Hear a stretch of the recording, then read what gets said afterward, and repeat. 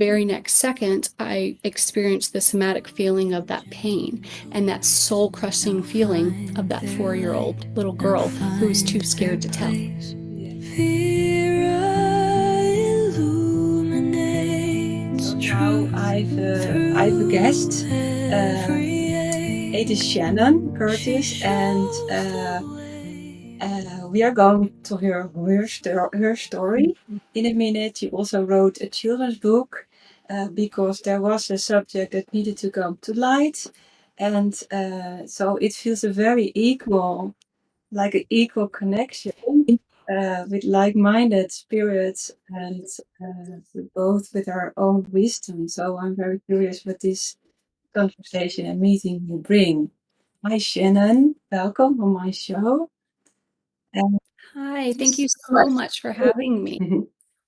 can you share me a little bit about your journey? And but first, before you do that, can you share where you are right now in this present moment? You have a practice. You wrote a children book, or can you first tell us something about that? Yeah, I love you asking me where I'm at in this present moment, because if you would have asked me a couple days ago, a week ago, a year ago, it would have been a very different answer. So today, I am truly just full of gratitude. My heart is overjoyed. My book that I wrote, it was a labor of love, No More Monsters Under the Bed, Shining Your Light on the Dark. It was probably September of last year that it kind of downloaded into my brain. And so it's been such a process of going through writing this book, and to have it just come out is just amazing. And so today I'm just in celebration of spirit and all the good things in my life. Yes. Can you show the picture of the book in the camera? Yes, absolutely. Yeah, it's beautiful. I'll do some illustrations. They're beautiful. I actually it's a neat story I'll tell you about who my illustrator is. Was my tattoo artist, and he Oh just wow!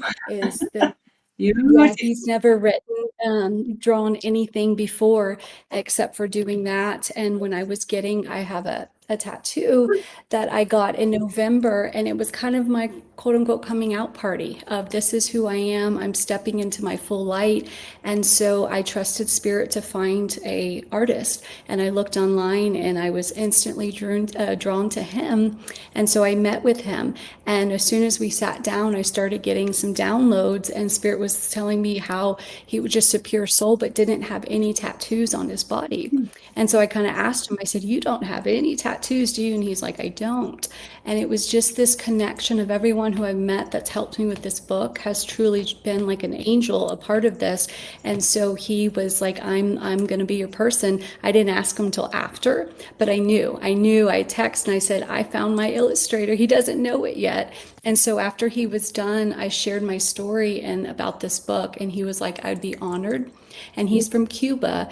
And so he's here in the United States to kind of help with this family because they only get a couple hours at home of electricity every day, just a couple hours. And so he works here in the States to send money back. And so it was just this beautiful exchange of energy that I didn't have a whole lot of money to give to do all this book, but he was like, "I'm your person," and it just keeps paying it forward. And I have so many books coming out, and he's going to be my artist. And it was just a beautiful relationship, friendship that formed. Yes, beautiful. Because that's what flow works. How flow works really.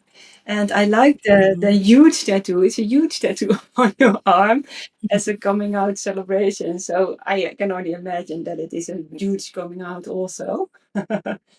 So Yes. this book has a story, yeah? And you told me, and I thought this is very interesting. And to get to know really the feeling behind it and the depth behind it and the message behind it, because it's written for children or also for the parents. And for what Mhm. age is it written? Because I also was a children's therapist, and I wondered a long time, shall I make a course or book for children? And it is very difficult, especially when they are in a situation that is still going on. And I Yes. always pondered about that. Is it useful to help the children and make them stronger within a family that wants to suppress them? but I'm a happy Mhm. story. Mhm. So, Yeah, no, so that's so great mhm. that you brought that up because this book literally is for children, but of anyone of all ages. And so I always say the inner child because that's what, and I didn't intend that. Again, that's that beautiful flow of, I'll kind of back up and tell you how it was born. I grew up just kind of a normal life, but I had an incident that happened when I was 4, and I didn't quite remember it, but I was taken by somebody outside of my home that was a family acquaintance, an older male. And all I remembered was the housekeeper asked my mom if I could go with this person. She didn't answer at work, so she let me go with this male. And so all I remembered was just getting taken and maybe going to eat lunch, and that was it. And then back in the day, it was McDonald's, and we would get balloons. And so when I came home, and then my mom came home later at night, she saw the balloon. And so she just said, "Oh, where did you get that?" And I told her. And I immediately, just being an empathic child, I immediately felt the the nerves. I started to feel what it was like when she was asking me these questions. And Mhm. so it was really, really hard for me to not tell. And so all I had in my life was just to say, nope, nothing happened. And so, up until my 40s, that's what I truly believed. I struggled with addiction. I struggled with 5 miscarriages, infertility, so many things, but not really understanding what it was. And I always was wanting to search for that. And so, I went to an amazing trauma center to help deal with my addiction. And that was the first time I processed the grief of the miscarriages and what I was doing. But I wanted to dig deeper into that memory. And I remember doing somatic experience. Mm. And I knew, but nothing came up. And I remember him saying, "It's okay, your body remembers." And so I kind of had that feeling of, all right, something did, but I still wanted to go down this journey. So that was about 8, 9 years ago. A year and a half ago, I was introduced to going to, it's Ambio Life Sciences, and they're out of Mexico, but they do plant medicine. And they do ibogaine, which is a huge plant medicine that they're researching all these wonderful things. And so my initial thing was like, I'm good, but there was something in my soul that said, you need to go and experience that, because about 90, 95% of me felt very, very confident in my story, except for that piece. So to take you there, to fast forward 5 days there, beautiful experience. But when I was in the plant medicine, it's dream states. It feels like a little bit like you're dreaming. And I had a lot of visuals. And so one of the very first things was feeling the essence of God. And God was next to me. And he asked, "Do you want to see?" And I said, "I want to see." And it showed me what happened. And I was literally in the car, but I was looking in the car. And so I saw what happened, and I was molested. And it was in that instant that I knew my soul. I was like, I always knew. So I was relieved in a second, and then the very next second, I experienced the somatic feeling of that pain and that soul-crushing feeling of that 4-year-old little girl who was too scared to tell. Yes. And so I had to experience all of this, but I got to do it in a safe environment within the plant medicine. And so I looked down and I had this visual of this yarn, this just yarn knotted up anger. And it was inside of me. And I looked down and I'm like, that's bad. And I'm telling God. And he's like, yeah. And so I said, I have to give it away. So the perpetrator was in front of me and I pushed it to him. But then I'm standing there with God next to me. And all of a sudden, God is looking at him as he's looking at me. And so I come to the realization that he's the same light of me in the eyes of God. And so I knew in that instant I couldn't hate him. It was done for me, not to me. And so I forgave. And in that instant, I understood the why, because I got to experience the most beautiful thing, to forgive someone and say thank you for doing this to me, because now I got to experience forgiveness. And it was so beautiful, but it was in this sacred space. And so I came home and had to process all of that. And then about a year later, Spirit just started talking to me. My mediumship started opening up and all these wonderful things, because I was clearing the channels. I was clearing the trauma out of my body. The medicine showed me trauma gets stuck in our body. And so it has to come up to come out. And so this book was born literally at night. I was on the floor of my bedroom in the dark because my phone dropped. And I'm like, okay. And then it dropped stopped again. And so I'm like, okay, Spirit, what are you trying to tell me? And all of a sudden I look over and, I'm looking under the bed, and it was just no more monsters under the bed, shining your light on the dark. And so that's how it was born. And it's such a beautiful story of this little girl who's scared of the dark. And so her mom comes in her room and lights a special candle, and she goes to sleep.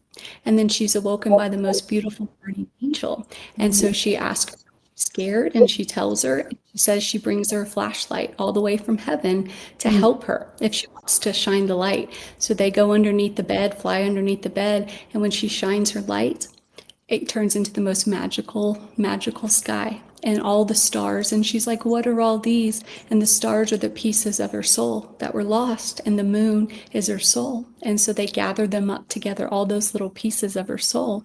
And once that happens, it turns into the sun. And it's a magical kingdom, that forest that they go through.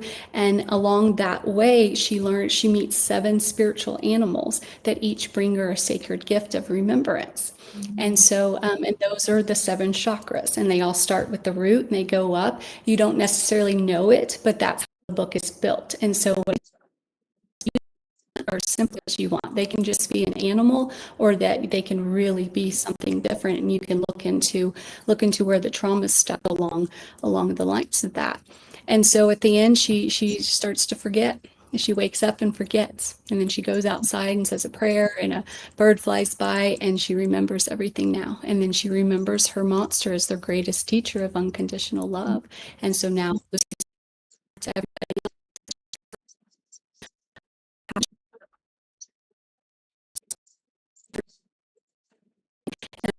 lessons into life. And that was something that just started, but it can go to for anybody, all ages. All ages have a monster that maybe we didn't face, and this Yes, book gives you the courage to face that. exactly. Because what I hear you say is, I did children's therapy when, well, 20 years ago. And we learned this technique, and this is called an active imagination. And it is so when you look into the inner world, it is shown in metaphors. So when you see all these images and you change the images of inside, there's starting a healing process. And that is so beautiful about what I hear you saying. Your line is bad, so I don't know if you hear me. The recording will be fine. I left her, so I will wait for her meeting me again. In the meantime, I will explain to you why it's interesting what she did, because working with metaphors can help us really integrate a different way of looking at it. So, what I often do with people is when they speak about someone else, a perpetrator, or someone they have struggled with, and we picture this image of this person, it always is very hard, very negative. So when we do inner work on it, and acceptance, and change and healing, the images will start changing. And this is also a mirror of that something inside is changing. So this is very interesting. When I hear you talking about this book, this is how you guide people through their inner worlds in a healing process. So I understand completely why this could help people. What I also wanted to ask you, and have to pick it up because it's now gone. Um, Oh yeah, that's what I wanted to ask you. So, and interesting, what I notice a lot with um, persons who were abused in some kind of way, they feel shame by for telling other people. And this is such an interesting mechanism that almost everyone who is abused, in what way, feels some kind of shame, like like Yeah. uh, our identity is changed because of what happens. It's so I was curious. Can you Yes. remember when you were a child why you were scared of telling your mom? Mhm. Can you remember that? Absolutely. I think it started with, I always, when I go back to doing that 4-year-old self and go back to her, which I had to do some of that inner child work to go back to her and say, you're safe, you're okay. But I would imagine right in that moment that I was scared feeling my mom's stuff, like because it instantly, the energy from her completely shifted and it was like, oh, something's bad. Well, at a 4-year-old self, it's just like it reminds me of kids when their parents get divorced, they think it's their fault. And so it's those false stories that we make up in our head. And so that's what it was. My little 4-year-old self just couldn't possibly understand. But then the other side of it was, I also know, I know in every being, my family wasn't ready for that. Maybe they weren't ready for that answer because then it would have changed the whole trajectory of my parents' life because it was a male that my dad knew. And so there's so many possibilities from that. And so that's what I trusted when I had to come back from Mexico and tell my parents. That was a very hard conversation because they held a lot of shame and guilt because they instantly were like, they always knew too, but I never said anything. And so it's just that intuition that so many people have. And so that shame, I think, gets put on us by the perpetrator. And that's what I do. And I help all my clients, and I imagine you do too, is give it back to them, where I learn how to separate what's mine and what's theirs. And shame, none of it was my shame, but I took it on. And again, being an empath and coming of just such pure light, it felt like I was blanketed by the darkness. And that's what it felt like. And so again, when you start shining your light on the dark, it goes away. But it's just what you said. You have to look at something for it to disappear. And that's what I always tell my clients to be curious. What is that monster? What is that monster trying to tell you? And that's why this book says the monster was just someone to be your, to show you how powerful you are, to gain all your power back. And that's really what it comes to, Yes. is you wouldn't even know it's sexual abuse unless you read like my first page, but the book never mentions that. It's a monster. And so the beautiful thing is so many children maybe have parents that are fight and they're scared of the fighting. Or from Texas where I am, we had some massive floods that killed a lot of children. And so I imagine all the trauma of those other kids, and that's their monster. And we all have something that we fear. And so that's where it just can be interchanged in any way to just give people the courage to look at that shame and ultimately understand that we're not supposed to carry shame. We're just supposed to carry unconditional love. Yes, also for me, shame and love, actually, this is a duo that comes from the emotion codex, and this is shame and that is love. And that is also the how this emotion groups is called. So this emotion group also contains emotions like self-hate, self-loathing, and um, yes, feeling regrets or rejection from someone else, but also feeling loved and seen and proud. So in this emotion group contains jealousy and unhappiness, but also gratitude and love. And so, from the point of view of the emotion codex, when we feel shame, there is something else that we need to relate to in order to become a new human self with a new identity, with we can walk through this life. And so these are coming together, and there will be an synergy between love and the identity. So what I can imagine I also, love that. yes, is that it is not only the shame of the perpetrator, but it comes so close to you. I also suffered from sexual abuse when I was young, and I recognized the shame, and um, and it felt so like your pure soul is scratched open, and that the purity Yes. is taken away because by the perpetrator. So the purity and the innocence of the child is taken away, and Yes. so that leaves you behind. That's what happens. Yes, totally different human being, which you aren't.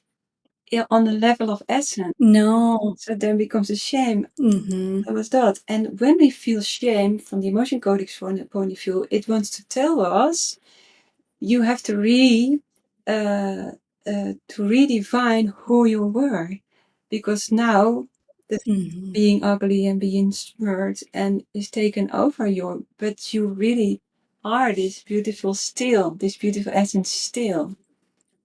And I love that description and of how you explain that in your book, because just like your non-dual, like the black and the white, and that's what I see it in that way too. You have to have the light to have the dark. You have to, because if you only had light, you would not understand the dark.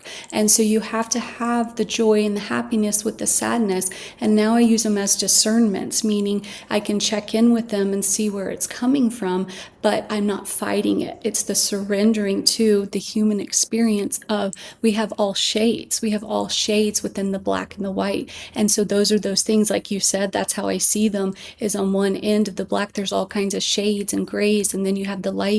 And so it's just finding that balance. But what I found is not fighting it, to not fight the dark, to not fight that, just understand it and learn the lesson in it. And so for me, it was very clear that it was done for me, not to me. And that is a huge shift, because you're taking your power back. And that's where I found the gratitude of saying, thank you so much for doing this, because I got to experience the forgiveness, but now I get to go spread this message of unconditional love. And my clients and the people, like you said, I have clients that their children were actively being abused. And what I found is it's in the home. It's in the home, and it's so many times people that we know and family members. And so what I've learned is this uncovering of this rock, that it's not being talked about. And it's so much shame that no one wants to talk about it. And so I feel like it's important for us to start taking that shame away by talking about the uncomfortable things that happen to us, and especially when it is a family member or someone we know, and taking accountability for that. But it's not, I don't do anything to worry about the other person. It's about me and reclaiming my power. And I don't even know where that perpetrator is, and it doesn't matter to me. But you said something that helped me understand sexual abuse in children. You said we are the most innocent, pure light when we're children, right? So why do you think people want to take that away? Because if they're lacking that, they want that. And so in a way, I instantly understood why. It was just me being the light, but then it also taught me, don't show your light, because if you show your light, someone's going to come around and take it. So ultimately, all my life and my addiction and all my things, and I went through a divorce, I was always afraid to be my most authentic self. And so that's why that huge tattoo, that was the first time in my life that I didn't care what everyone thought. yes, I knew who I was. It took me so exactly. much time to figure it out. Yes, interesting that you say that. I hear these details in it, and this is when people suffer from trauma. It is a conclusion they make about it. So your conclusion was, okay, I cannot spread my light because they will take it. But that's not everyone's conclusion. Other people conclude, I'm never going to family again because that's not safe. And so we conclude all kinds of things, which is totally personal, and those beliefs build our future. And I suffered a different situations around this team. And one of these perpetrators also was a family member inside the home and locked the door and all things.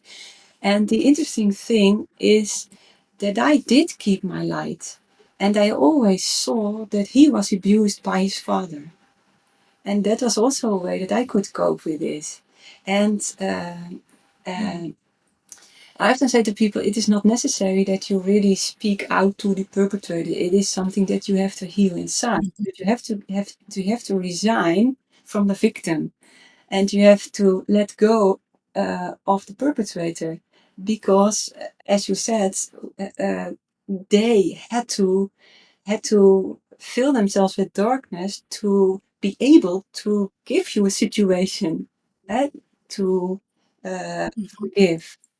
So interesting how this all works, and also how our life will give us challenges and also possibilities to heal in the way that we need it to heal.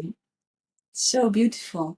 So Hmm. the iboga, of iboga, it's English, eh? In Hmm. iboga. Yes, the ibogaine, iboga is the actual root, and then what we took was ibogaine. So it's just a slight variation, but yes, Oh, derived yeah. from Because iboga. iboga is very, very rough, eh? I thought, oh wow, iboga, I'm fine. Yes, but so this is very interesting with my story.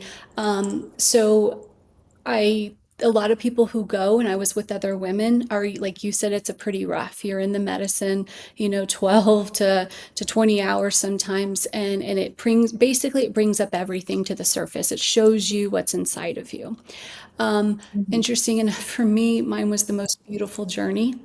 I literally I saw that, and then after that, the rest of my journey for the next day or two was just being in my higher self, seeing everything the way God sees it. I was flying, heaven, angels, meeting warrior goddesses that were saying it's time for the women to step up and heal, and it's time for the women to step up and the men to step down and heal. And it was this very much thing of it's time to bring this powerful feminine back, but in a way that's still loving and nurturing.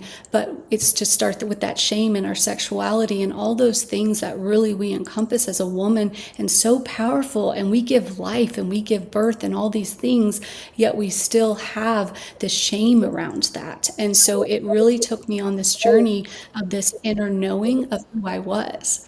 And God came and told me clear as day that I'm an angel and I'm here just to spread his love and light, and it's just a messenger. And that's all it is. And I know that that's all we ultimately are. That's my belief, is it just comes down to love. So I always say fear or love. It's those two emotions, and I choose love. And so no matter what happens to me in my life, this experience showed me I can get through anything if I always bring it back to love. Exactly. Yes. That is such a healing position to look from the eyes of love. And then everything changes around you. Yes. How wonderful that you found It it. does. It does. And it's also hard because what I've learned is helping people, and so many times we're looking for unconditional love outside of ourselves and love outside of ourselves. And I found, I imagine you probably see this too. The inner work is when you find that unconditional love for yourself. Yes. And that's ultimately my journey, wasn't about anybody else, but loving who I Mhm. was. Yes, yes, which automatically happens when you look through the eyes of love. And with the help of indeed plant medicine, that is a beautiful journey. It is very hot, isn't it, in America? Yes, in the Netherlands, Yes. I think we were earlier with that. Normally we are behind of America, but I think with that kind of stuff we were ahead. Very interesting. Very interesting. Yes. I actually experimented a few times with it, but I always hit this beautiful loving state, and but it's because it always also makes me blurry. I decided, well, I can also find the love without it, and this is Mhm. actually what I hope that also people find, because it's also reachable without plant medicine. And yes, Absolutely. I Absolutely. I think it's helped get to that place, but my ultimate thing is to ground those frequencies in, like you said, without it. But I've learned it's a tool to get us there, because what I tell people, and I help people, I'm an integration coach and a prep coach for people who go do plant medicine journeys, is the prep work and the intention is so important on the front end, because if you don't know what you're wanting to let go of, the medicine gives you what what you need. And so we really sit and want to help people establish that and establish this beautiful relationship. It's a spiritual thing, this medicine. And so I think what happens is you hear a lot of people go to ayahuasca and they keep going and going. I truly believe some of this is because maybe they're not understanding on the front end the, prep work, but then the integration, because you can have this most beautiful experience, but if you don't know how to integrate it into your daily life, because the medicine doesn't fix you, it just shows you, it's not the answer. It shows you you have the answer within you. And so just like you said, that is, you don't want to stay in it forever, but you use it when you need to tap into that. But it also releases your ego. And that's where I use it, in the sense of when I need to do the ego work and go into my higher self, I can use plant medicine and a beautiful tool and do these journeys, but know it's when I'm really being called to it and not using it to check out, but to check in. Exactly. Yes, beautiful. And also, when you in the beginning know it is the stands towards life itself. So it shows so beautiful the ritual that actually we could also do every morning when we wake up. Okay, I'm prepared to look at and to face everything that's want to be shown, and then let our outer world show everything that's on the inside. And actually our feelings that are feedbacking on everything that what we see, is it bringing it to the surface what needs to be done uh, inside of us. Mhm.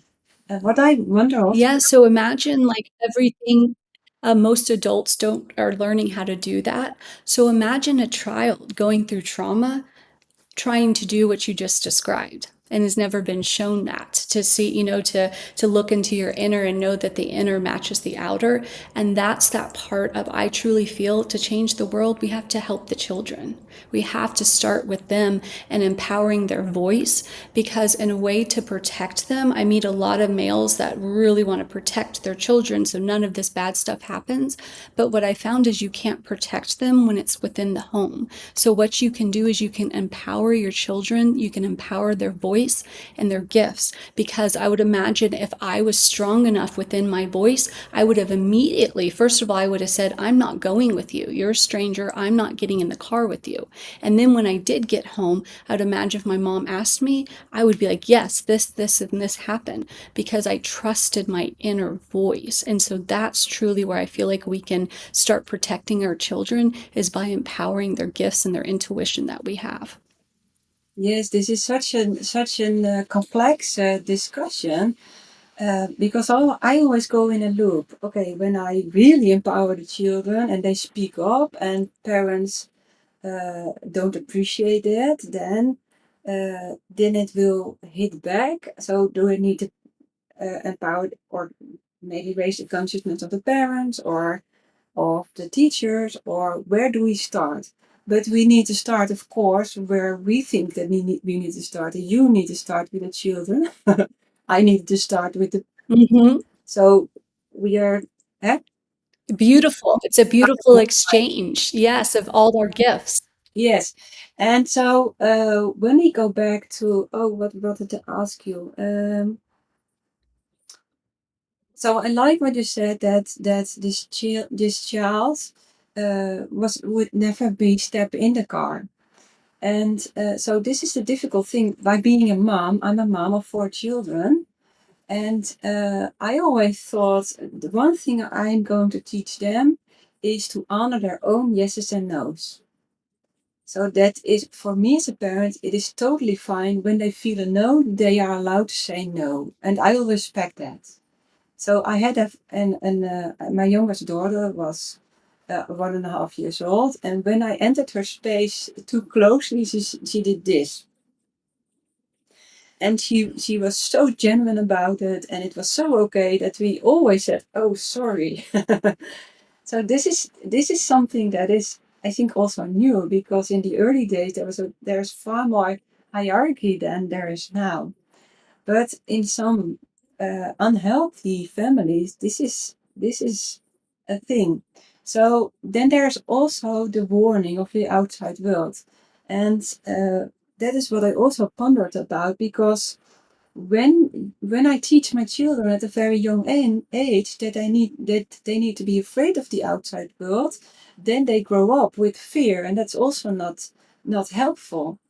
So so I raise my children with the idea that everyone is good, but if someone asks you to go in the car, don't do that. If someone asks you to go alone, don't do that. And never told them what could happen. So it was a very strange balance to restore their trust in human and also warn them for something they aren't, they shouldn't do. Because when I was young, also when I walked to the mail, a car came down to me with 3 mail inside it us, and they asked me where a certain address was. And I said it's over there. And then they asked me, do you want to show me? Do you want to come with us and show it? And that is also the trick, of course. But I remembered my mother saying, never go with a stranger. And that actually helped me. And that immediately the trigger comes, never go with a stranger. No, no, no, no, no. And I walked through home. And that is so difficult, eh? When you are with children, how, in what way can we empower them, and in what way do we have to build their trust towards the outer world? Do you have an idea about that? Yeah. I think that is the balance, but it's also teaching them discernment, and that's intuition. And that's so in the book, each animal has that, and the third eye one is a beautiful blue jay that comes to her, and it's all about the intuition. And I truly feel like we all are born with that. You know, I have my mediumship and I do all this stuff, but we all have that ability. Mine just got awoken when I dealt with all my trauma and opened up all the channels.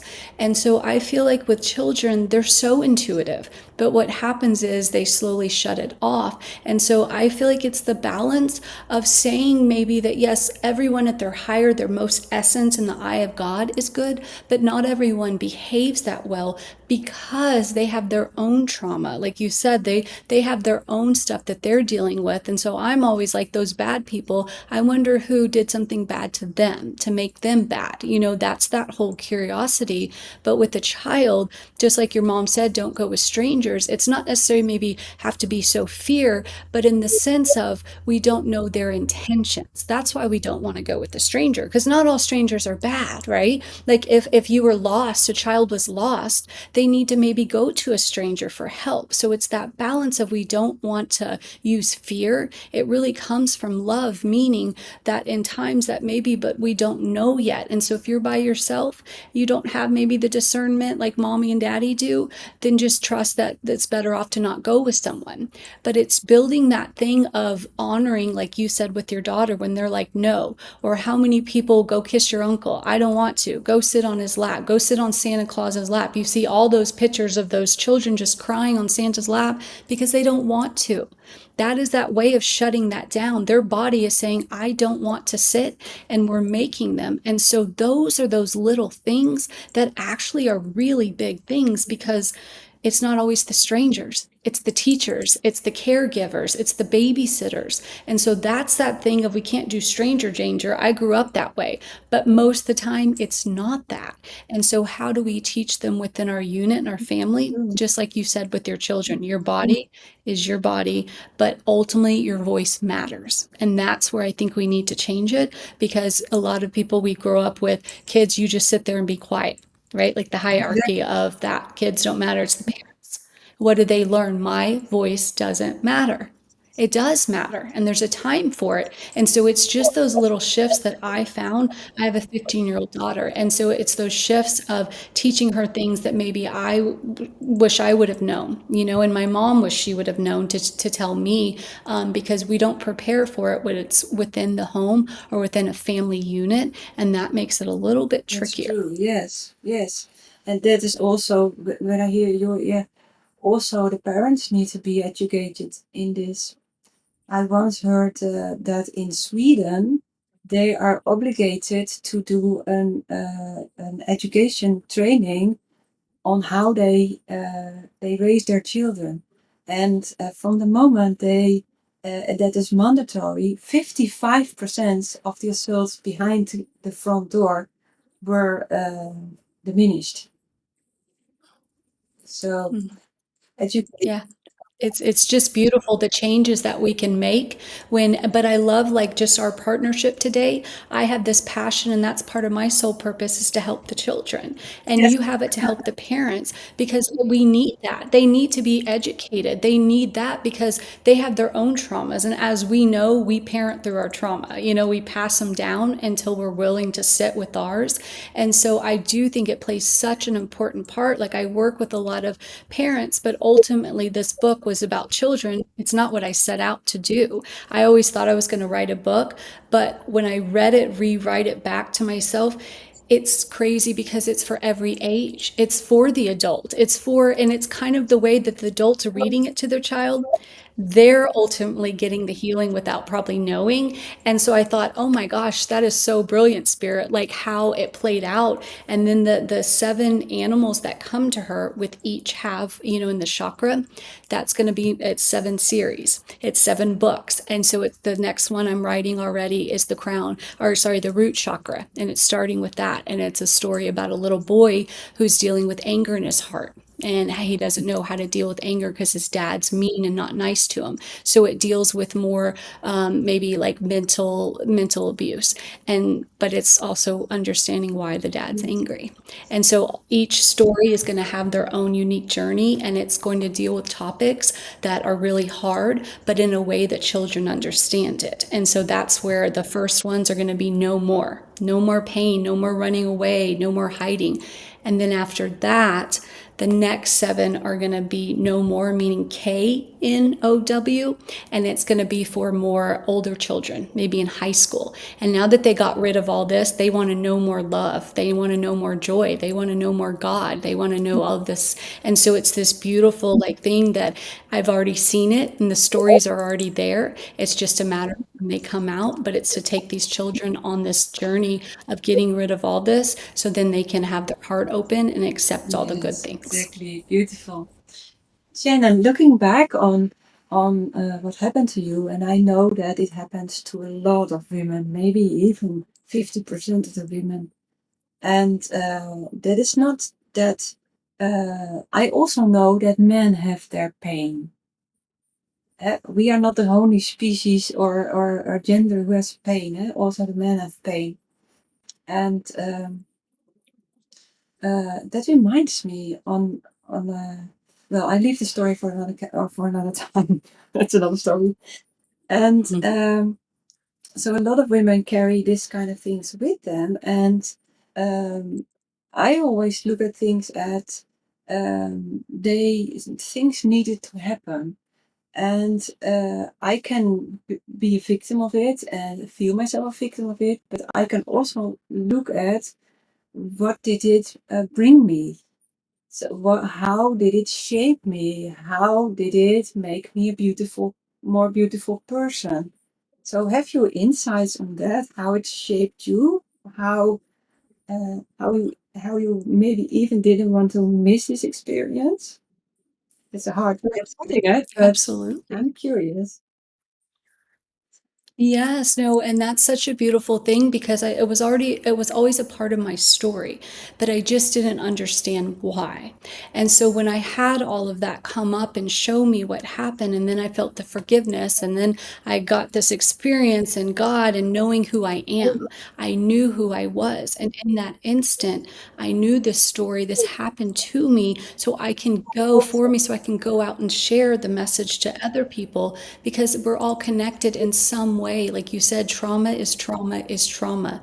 It doesn't matter what kind of trauma. You can replace sexual abuse with physical abuse. It's still those scars that we carry in our body and our DNA. And so it just gets stuck in there until we're like ready to face it. It's going to keep coming, and it comes up in lessons in our life. So maybe we're going to the wrong partner, or maybe we don't know how to be intimate because we never truly felt safe. And so we shame ourselves for maybe not knowing how to be intimate, not realizing it's because of the trauma.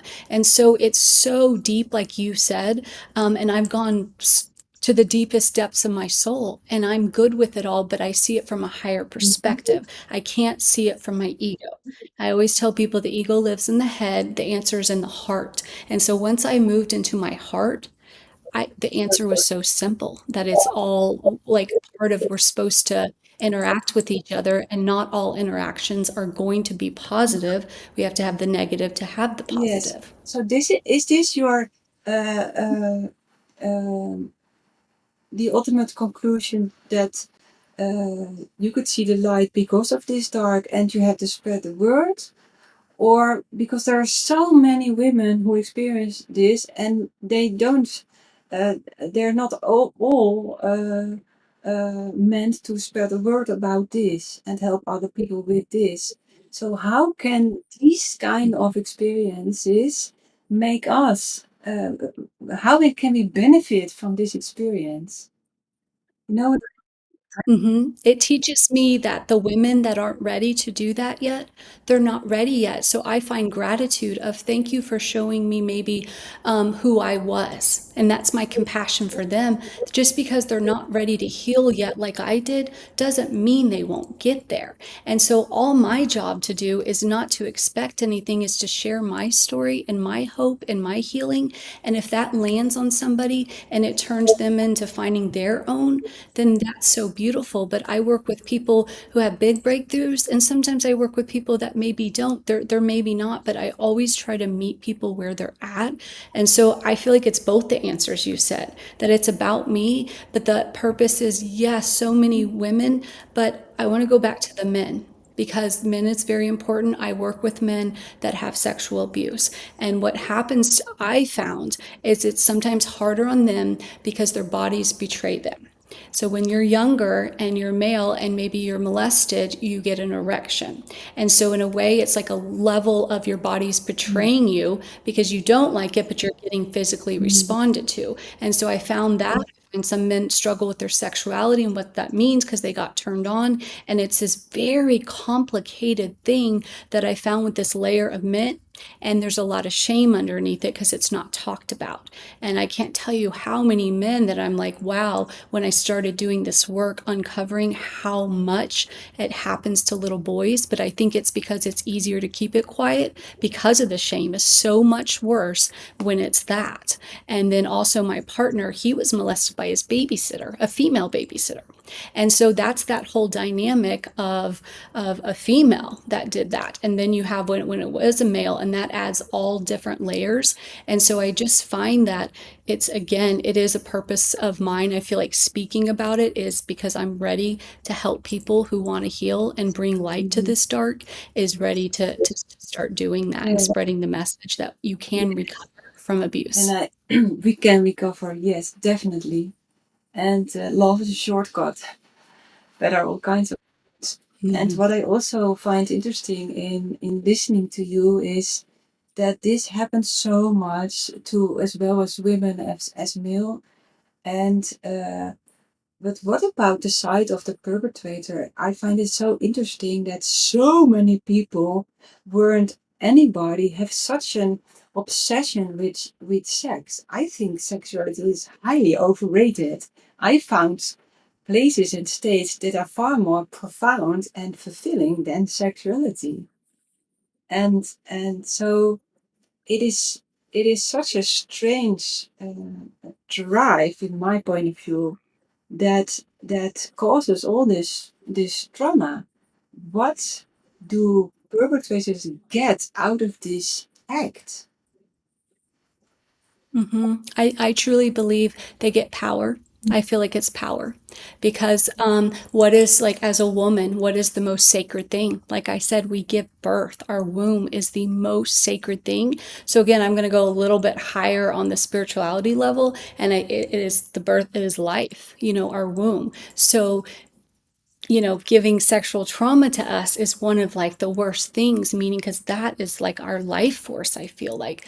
And so I think it's power on certain people. Everyone's different, but overall, like you said, people obsessed with sex. I think it's a power thing because it's like if you're wanted, you're this or that, you feel powerful. And so I would imagine like it's those children who are the most innocent to overtake children. And so I would make that assumption that a perpetrator, somewhere in their life, they feel like they have no power. And the only place they can get power is by hurting someone or raping someone. And that is that exchange of feeling like that they're so powerful, and the manipulation, and they're getting something out of it is they're getting some gratification of their self that they don't love. And so they're like, it's kind of like, if I do this, I have power. So then I don't have to, worry about maybe when I'm over here, I have no power in my life, or they probably got it done to Yeah. them.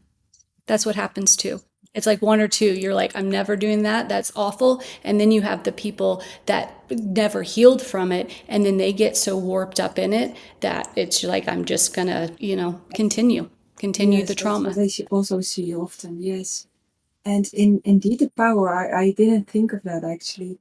And also, what I can imagine is that this soft spot inside of them is so suppressed and so non-accepted that when they see something that reflects those softness and feminine side, that they want to crush it because there's non-acceptance of it. But it's only guessing. It would be interesting to talk about someone about that. But we're here for the healing, Yes. Yes. and so healing and remembering our own wholeness again through this healing, and restore the connection with our true selves, right? Yeah, Yes, it's so absolutely. beautiful that you spread your wings around all these children. So grateful for all these Mm. these brother and sister helpers on earth, and I think is Mhm. really time to integrate the feminine side. That doesn't mean that we need to be more feminine or male do need to be more feminine. But for me, the feminine is also representative of our feelings, which are now still Mm. suppressed.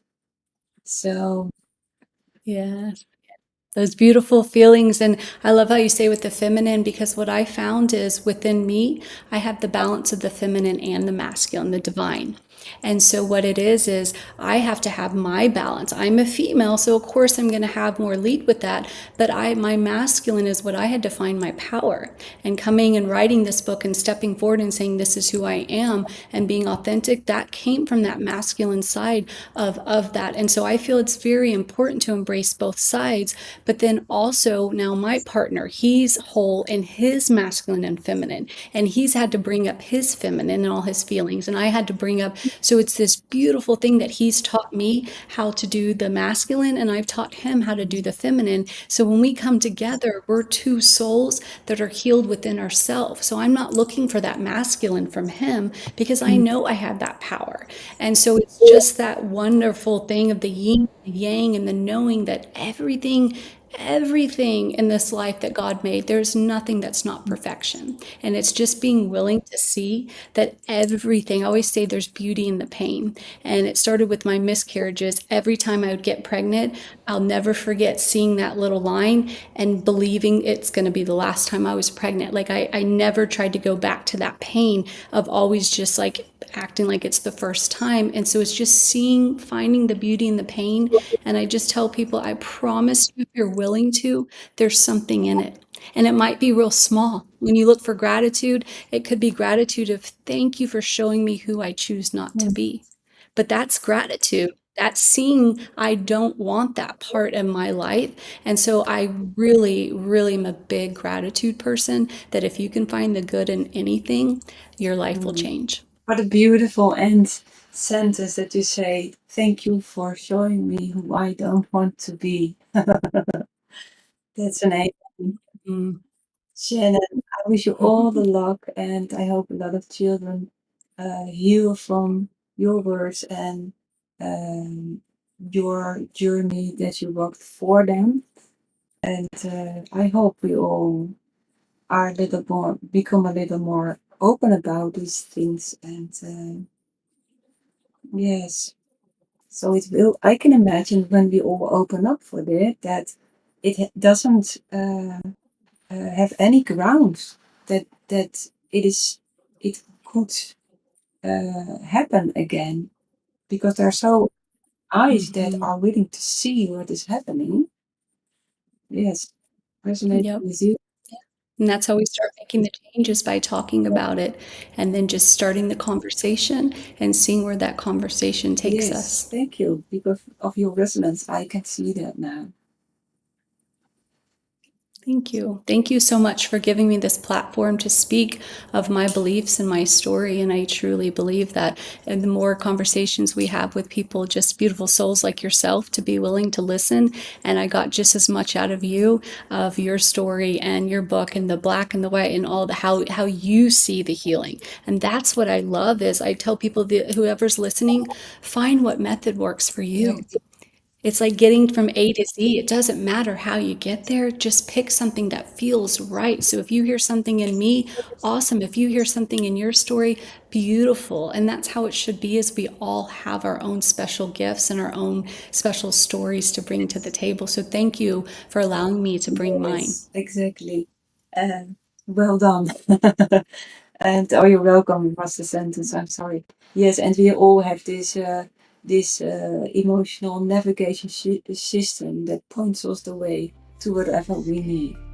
Thank you, Shannon. Thank you, listeners. I will see you in the next episode. Bye bye.